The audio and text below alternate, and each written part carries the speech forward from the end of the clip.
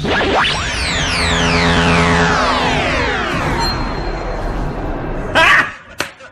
him! Got him!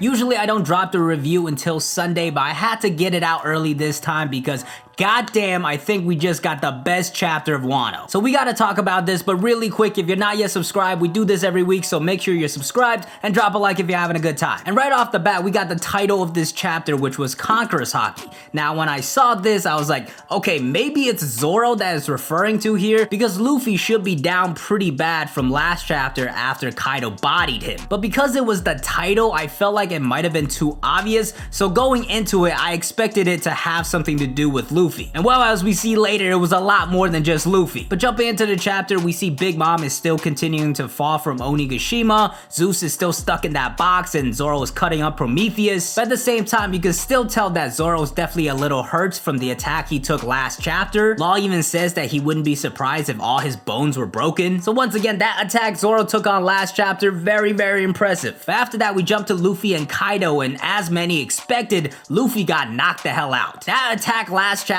was absolutely devastating, and once again Luffy gets knocked unconscious, and Kaido even calls back to the first time he got knocked out, where he was completely unconscious but still staring at him. Now at this point I was actually kind of worried, because I was like, okay, the first time this happened, Luffy was knocked out for a very long time, so if he's actually done here and Zoro's already very hurt, is the raid gonna actually fail? So for a while there, I thought this might be the direction it was going, and Kaido jumps right into action and goes directly after Zoro. So even though he talked a little bit of trash about Big Mom, he's still trying to free up Prometheus so she can be saved. And Zoro in his current state has no way to dodge it, but Law comes in and saves the day. Not only does he teleport Zoro out of there, but he claps back with an injection shot. Kaido gets it right in the throat, and it actually makes him bleed out the mouth a bit. Once again proving just how strong his devil fruit is. Kaido even says it himself. But very quickly he hits back as well. Law puts up a curtain effect, so he's actually fine from that attack. But because of this, Prometheus is actually able to get away, and Zoro initially is actually kind of pissed about this. He was completely ready to take on Kaido's attack just so Big Mom doesn't get saved. But you get a nice wholesome moment from Law saying that it doesn't matter if Big Mom is saved if one of us is dead. But yeah, Prometheus goes right down and saves Big Mom, and then here's where the split up happens. You have Kid and Killer going after Big Mom. Now I thought this would be the matchup eventually, because this way you could really have Kid and Killer get their individual shine without fighting for screen time against like Zoro and Luffy. I'm a little surprised Kid gave up on Kaido and just went directly after Big Mom, but I'm excited to see what he's actually able to do. Now as far as whether or not they'll win this battle, I personally would probably lean towards no. I do think it's a good chance for Kid to shine, especially if Killer ends up dying and he really gets like a jolt of motivation. So it could be a good opportunity for him to finally show off some of his powers and what he can actually do. But Big Mom is no joke, and I don't think Kid has the facilities for that right now. So I'm already preparing myself for him to just get absolutely bodied and for everybody to just trash on him. It's definitely coming. Kid's like the most tragic character in the story. But yeah, Kid and Killer go after Big Mom, who just got saved by Prometheus, which by the way, it shows that they are right over the water, so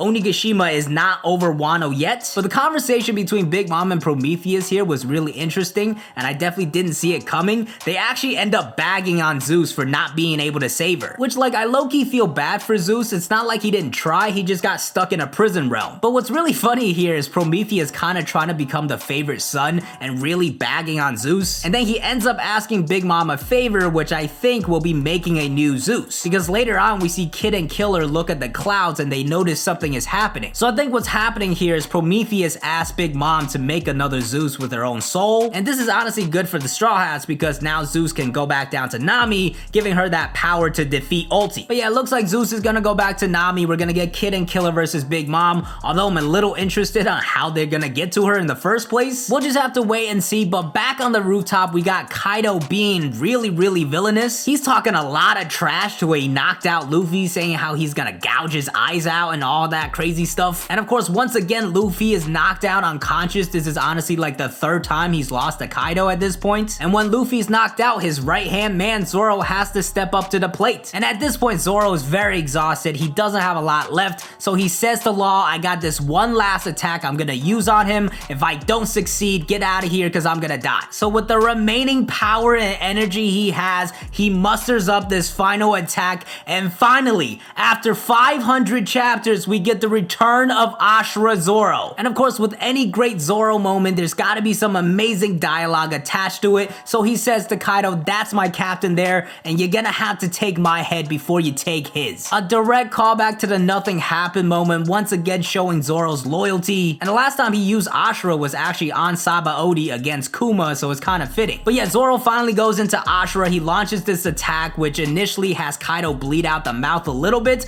but then there's a recoil. The damage of the attack comes like a second later, and at that point you can see like the shock in Law's face of how much damage Zoro was able to do. And you can just see this big gash across Kaido's chest, and this is probably the most damage he's taken in this battle. And Kaido looks absolutely shocked, but it's not the fact that finally there's a samurai that can actually wound him. It's the fact that Roanoa Zoro has Conqueror's Haki. Like I said, when I saw the title, I really didn't think it was gonna be Zoro revealing his Conqueror's Haki, because like 13 chapters ago, Oda kind of trolled us about Zoro having Conqueror's Haki, so I thought he was gonna wait a bit before revealing this. Now, as far as Zoro having Conqueror's Haki, I feel like the majority of One Piece fans would have said yes if you asked them, so him having it is not shocking, but I definitely didn't expect it to be revealed in this way. And you know who else didn't expect it? Zoro, because he has no idea that he has it either. Zoro just tells Kaido that he put everything into his attack, and that was the result. Now, some people are wondering if Ashura itself is the result of Conqueror's Haki, and personally, I don't think so. I feel like in this moment, Zoro just accidentally used it because he gave it his all, but it's definitely not impossible either, because I think Oda explained Ashura as like him manifesting his spirit. It would be a pretty insane thing if Zoro was using Conqueror's Haki to this level pre-time skip. Listen, I'm happy to be wrong on this. That would be hype. But yeah, Zoro revealing Conqueror's Haki and Ashura leaving this major wound that will definitely leave a scar, which Kaido even says himself. But despite all that and all of this damage that Kaido has taken,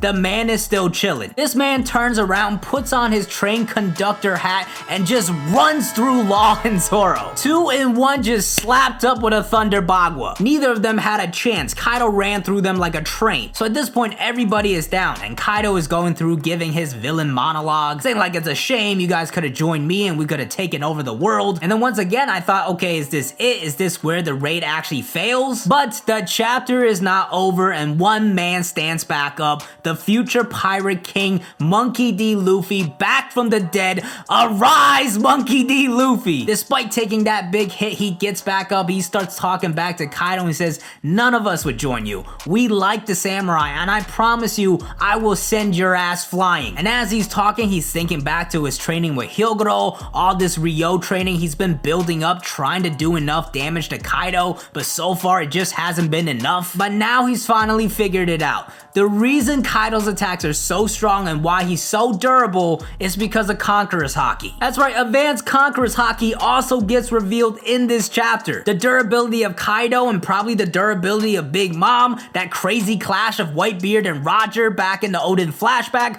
all of it is Conqueror's Haki. Now, a lot of people have speculated about this for a long time, even when people saw Shanks using a similar attack in the video games, but most people didn't think it was gonna come this early, and it would probably come in the next arc with Shanks and Luffy learning Advanced Conqueror's Haki. But no, Luffy is taking the next step right here, right now. He's learning Advanced Conqueror's Haki, and he's going 1v1 against Kaido. Kaido comes in with a club once again, but Luffy dodges it. He kicks it out of the way without touching it, then hits Kaido with a devastating 1-2. Hits him right in the gut and follows up with a bus driver uppercut. None of these attacks are actually touching Kaido at all, just like the Roger and Whitebeard clash. And once again, it's Law that is absolutely stunned at what is happening in front of him. But yeah, once again, Luffy blooming his Haki here, learning Advanced Conqueror's Haki with his back against the wall, showing just how quickly this man could grow. And now Luffy is absolutely confident. He tells Law and Zoro to just go down below, and he's gonna take on Kaido himself, and he promises that he will defeat him. And when Luffy is this confident, I gotta believe the man. I think he's taking on Kaido 1v1 here and bringing his ass down. And the rating for this chapter is very obvious. obvious, it's an absolute banger of a chapter. But yeah, unfortunately there's a break next week, so we're gonna have to wait a bit for this action to continue. I'm really excited to see what happens next though. As a matter of fact, this whole next week of videos might be just all predictions. What exactly is Law and Zoro gonna do next? How exactly does Advanced Conqueror's Haki work? How will Zoro improve upon it? Can it lead to a Black Blade? Because this Advanced Conqueror's Haki is like the pinnacle of One Piece strength. I believe it's like 1 in 1 million have Conqueror's Haki, but only a select few within the world can actually use it at an advanced level. So somebody like Don Chinjiao, despite the fact that he has Conqueror's Haki, I don't think he could use it at this level. Now, as far as who else could use it, I think we've seen some already in the story. All those people that Kaido flashed back to a while ago, I think all of them could use it as well. I might even make a video about this by itself as well. But yeah, that's gonna be it for this video. I definitely want to hear your thoughts on this chapter. What were your favorite moments? What do you think is gonna happen next? Definitely let me know in the comments below. But as always, thank you guys for watching. I hope you enjoyed. If you did enjoy, please hit that like button. To keep up with this channel, gotta hit that subscribe button, hit the bell to get notified. Thank you to all my King Pirates Elite members on YouTube and Patreon for supporting the channel. Be sure to follow me on Twitter. I'm DZack, and I'll see you guys next time. Peace.